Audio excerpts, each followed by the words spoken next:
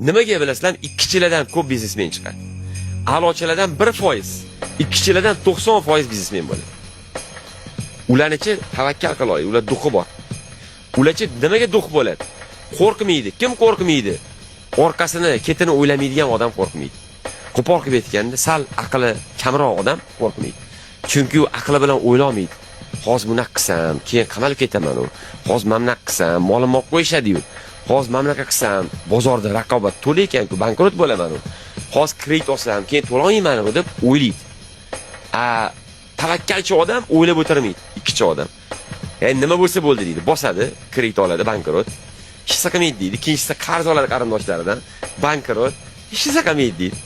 Bezbet u o'ylamaydi. Qarzni so'rasa ham, "Ayt-qo'y, olasan-da" deydi. Bo'ldi, kut deydi, bo'ldi. Olasan bir kun deydi.